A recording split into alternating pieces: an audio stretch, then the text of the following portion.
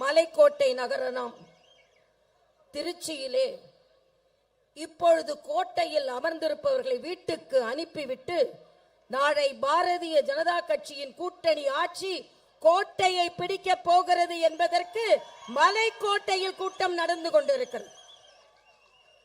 இங்கே மேடையில் அமர்ந்திருக்கும் அத்துணை தலைவர்களுக்கும் எனது வணக்கம். தம்பி அண்ணாமலை அவர்கள் இங்கே வீற்றிருக்கிறார்கள். மரியாதைக்குரிய சுதாகர் ரெட்டி அவர்கள் வீற்றிருக்கிறார்கள். மரியாதைக்குரிய நயினா நாகேந்திரன் அவர்கள் வீற்றிருக்கிறார்கள். எல்லோரும் அதில் கூட உள்ள அனைவருக்கும் எனது வணக்கம். கருப்பு முருகானந்தம் அவர்களுக்கு முதலிலே எனது பாராட்டை நான் தெரிவித்துக் கொள்கிறேன். யார் சொன்னது திருச்சியில் கடல் இல்லை என்று? கடல் அலை இல்லை என்றாலும் தலை தலைகளாக அலைகள் வீசிக்கொண்டிருக்கிறது.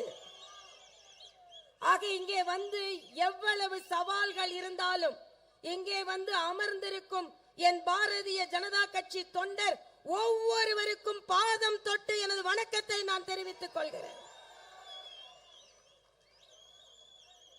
இன்னும் பல தலைவர்கள் பேச இருக்கிறார்கள். ஒன்றை சொல்கிறேன். மரியாதைக்குரிய தம்பி அண்ணாமலை இங்கே அமர்ந்திருக்கிறார். அண்ணாமலை அவர்களின் அப்பா மரியாதைக்குரிய குப்புசாமி அவர்கள். குப்புசாமி அவர்களின் மகன் அண்ணாமலை அவர்களே,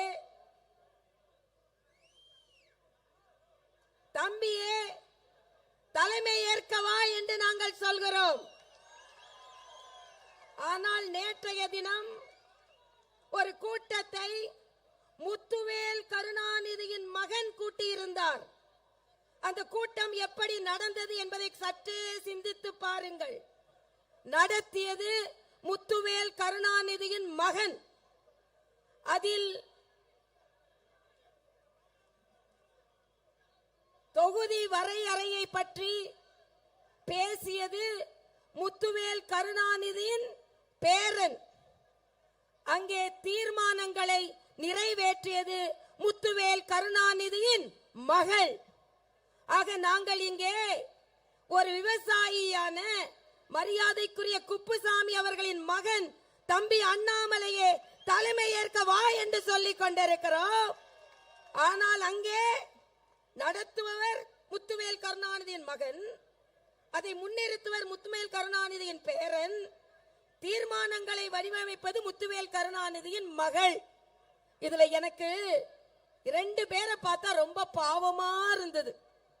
அண்ணன் டி.ஆர். பாலு அவர்கள், அண்ணன் துரைமுருகன் அவர்கள் ஓரமாக உட்கார வைக்கப்பட்டிருந்தார்கள். இதுதான் சமூக நீதியா? உங்கள் கட்சிக்குள்ளேயே சமூக நீதி இல்லை, பின்பு சமூக நீதியை பற்றி நீங்கள் பேசுகிறீர்களா? ஸ்டாலின் அவர்களே, அதை பற்றி பேசுவதற்கு உங்களுக்கு எந்த உரிமையும் இல்லை. இன்னொன்றையும் நான் சொல்கிறேன். இன்றைய காலகட்டத்தில்